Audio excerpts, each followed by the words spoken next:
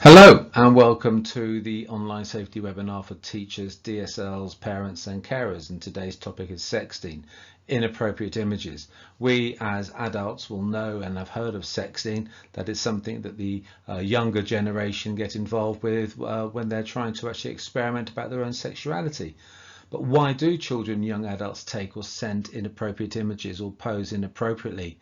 They have massive implications.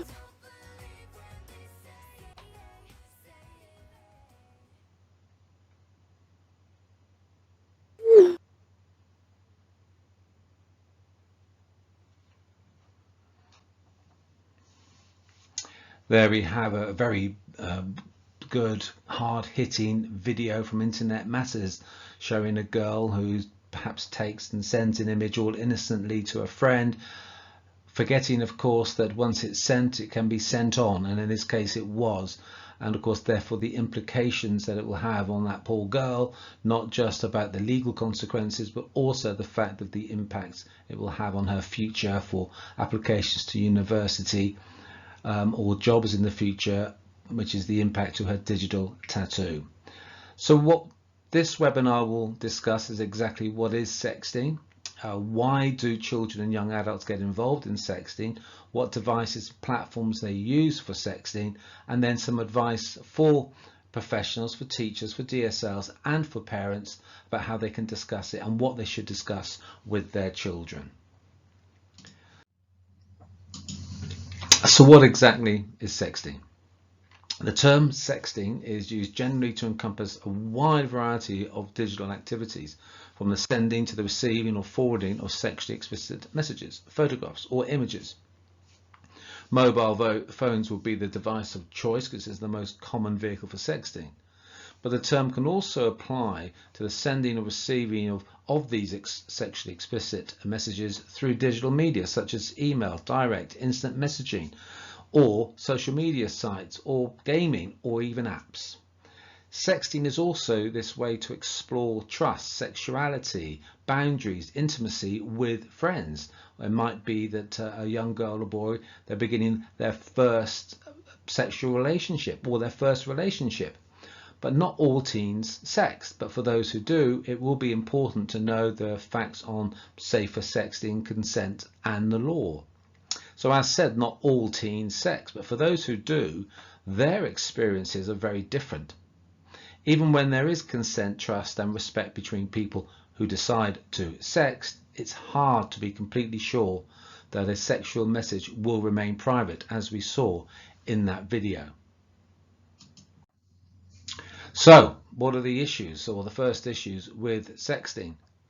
Well, there are some main problems, but I look at problem number one will always be that an image that is shared between two people can become this viral phenomenon because you don't control where it goes, which is why we tend to say that if you take or send an image, that you lose the control of it. It's gone forever. You can't take it off the internet.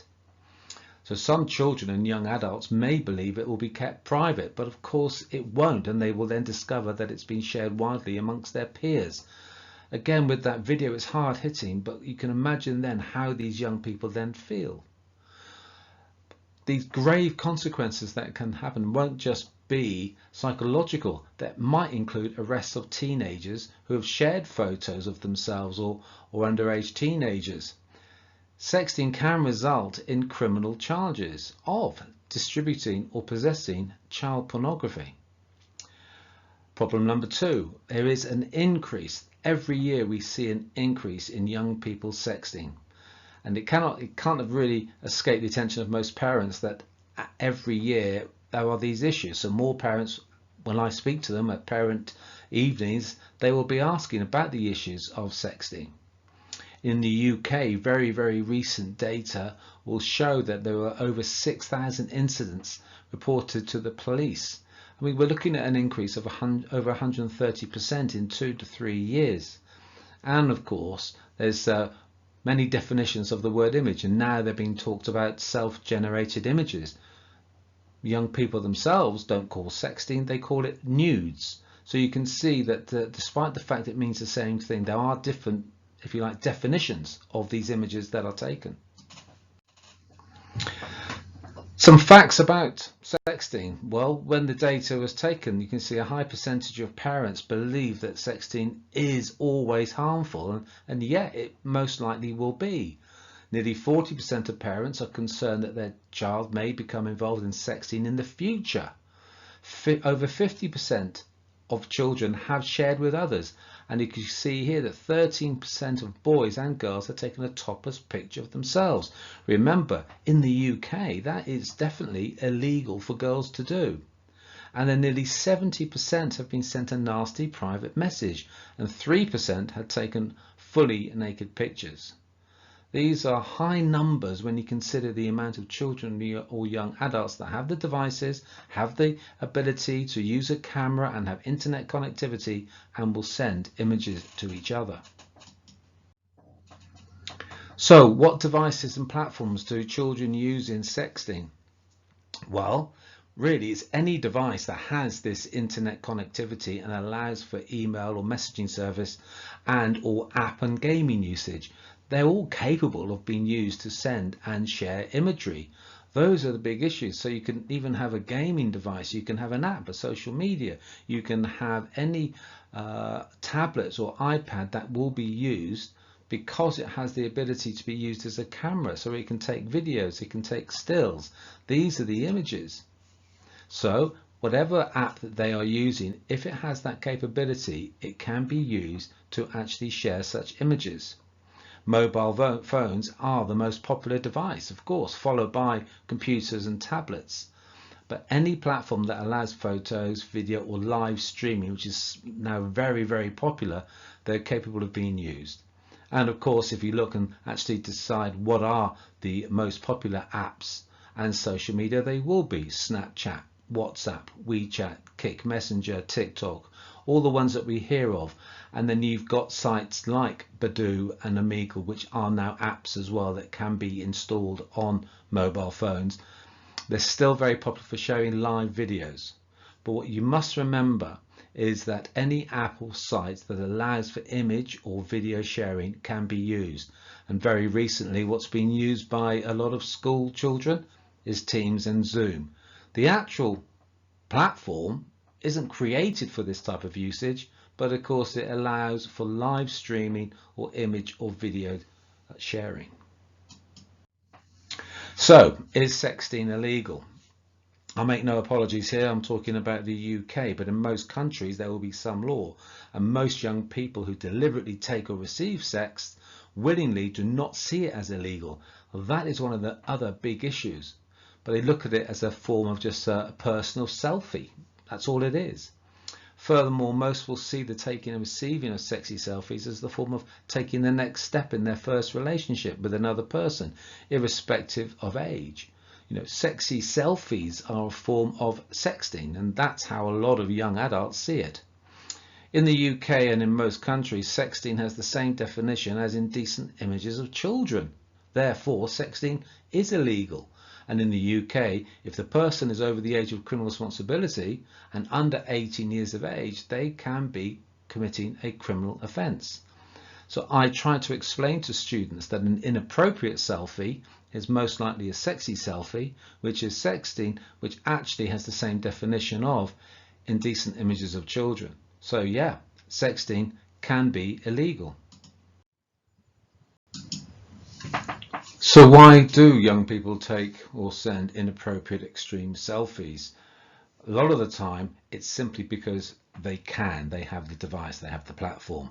But what are the reasons behind this? Well, it could be their first teen romance, it could be their first intimacy with their brand new or first partner, it could be flirting or have a prank or a joke, or it could be showing off at parties or impulsive risk taking or peer pressure. But as you can see here, one important factor is whatever the reason, the image or video is shared willingly in all those cases. if you look at the romance, the new partner, even risk taking, it's still taken and then shared willingly, if you like, with consent. Despite the fact that images can be shared willingly or with consent, there is always the possibility of unintentional consequences as a result of the taking or sending of these inappropriate selfies. That could be embarrassment, humiliation, emotional hurt as a result of a breakdown in a relationship, or the loss or control of the sharing of an image. Furthermore, there may be coercion or blackmailing as a result of online engagement with online strangers.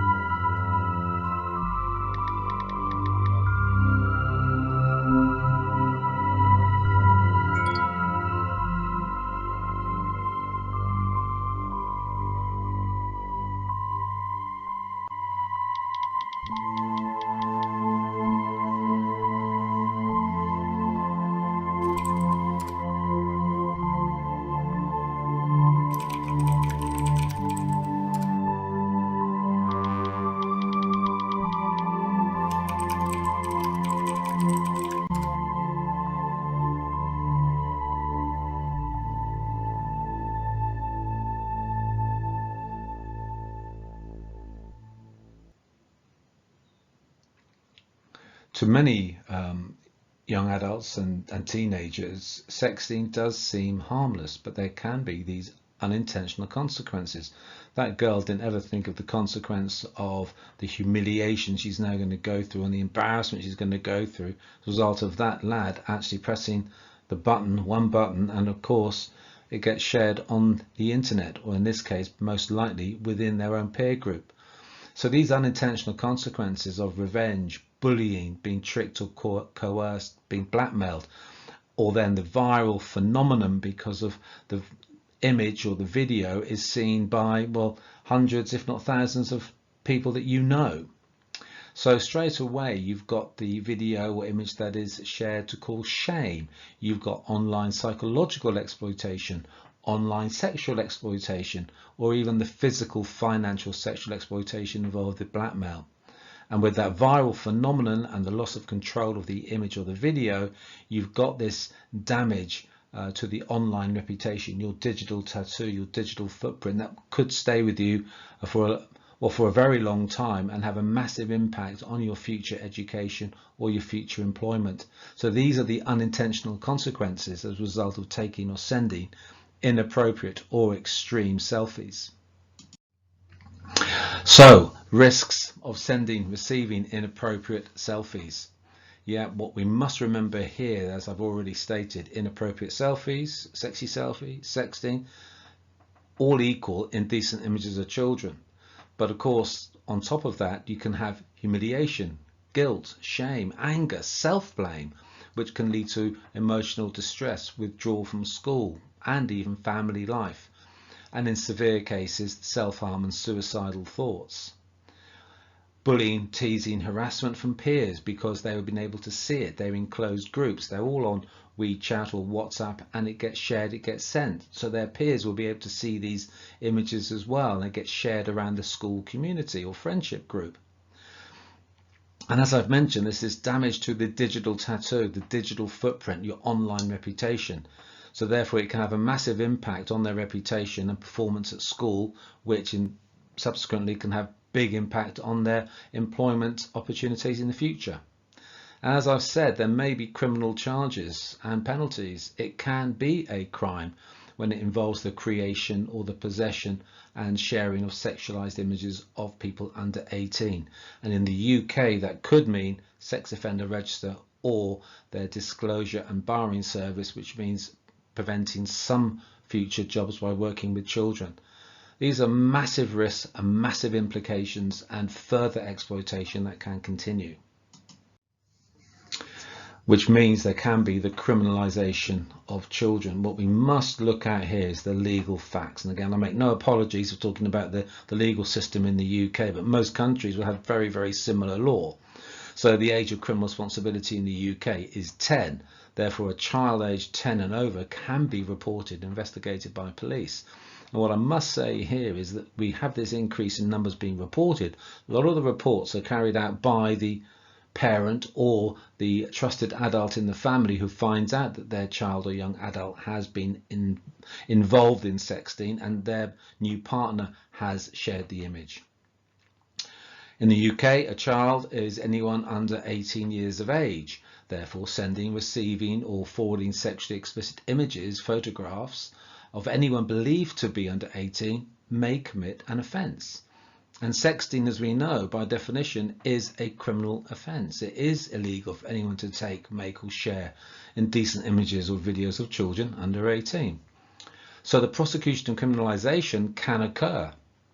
And if anyone under the age of 18 but over 16 years of age is charged and prosecuted or cautioned within the UK, they can be placed on the sex offenders register here in the UK for 2 years. And anyone under 16 but over 10 years of age could go on the register for 1 year, and that includes getting a caution from the authorities. In the UK, UKIS, as most people will know, have stated we should not unnecessarily criminalise children, and I totally agree with that. Children with a criminal record face stigma and discrimination in accessing education, training, employment, travel and housing. And that is, for me, just wrong. So all cases must be looked at by the authorities. And in fact, very recently, the government, nearly 2 years ago, created this Outcome 21, where the onus is on the UK police to decide whether or not to actually caution or charge somebody with these offences. But what we must understand here, that whilst there may not be repercussions of sex offender registration, this big impact on the enhanced disclosure and barring service process. That is the process which decides whether anybody could actually work with a child. So from the age of 16, there can be these checks done on an individual, which are called the enhanced disclosure and barring service, to find out whether or not somebody is suitable to work with anybody under 18. So a teacher, a foster care, or even somebody who's coaching sport with people under 18. And if they've been involved with the authorities, i.e. the police in the UK, and checks are done, it can show up that the investigation did carry out and there was a decision regarding Outcome 21 on an individual, and that person, even though they could be 17 or 18 years of age, they will not clear that process and will not be allowed to work with children. So therefore, it stays with them. These are massive impacts. So the criminalisation of children really shouldn't happen, but there's still going to be the possible impact, even though they're not actually labelled as criminals. Again, for parents, for all professionals, sexting is generally a word not used by many teenagers. They prefer to use this word nudes. And that, of course, it sort of normalizes their behavior.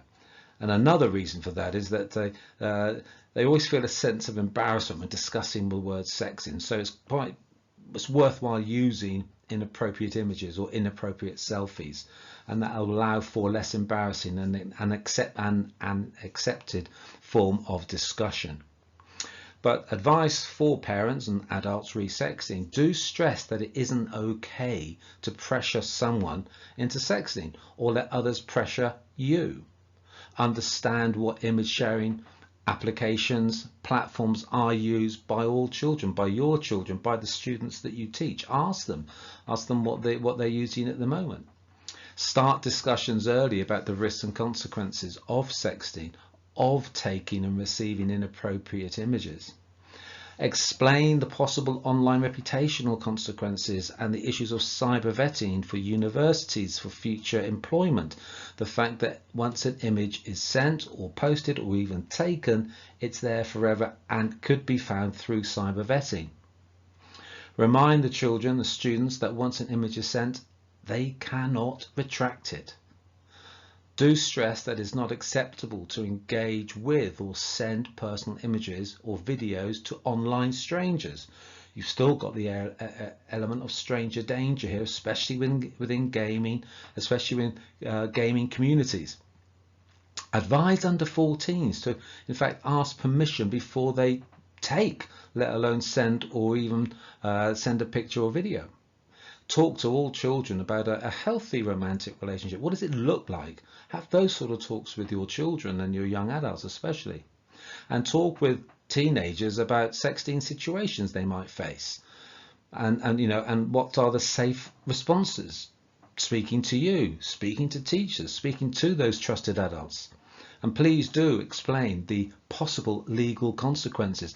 Don't frighten your child or your young or your student, but they must understand what the legal consequences are, because this is something that we've seen by the figures a high percentage of children and young adults are getting involved with.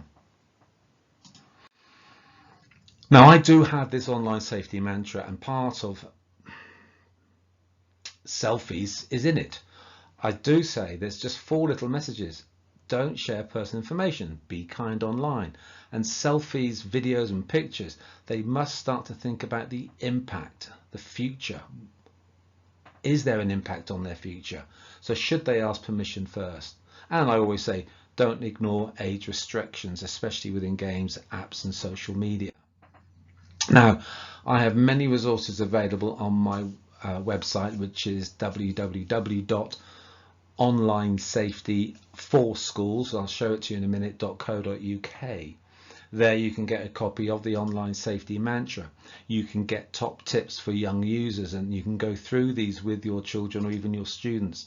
I've also got a list of all the top apps that are currently used by students and children and young adults. Have a read of them. You'll see that the ones that I advise that they're good, they can be used, or the ones that I actually believe should not be used, and you can go through them all, and you can print these off and go through with your students or children.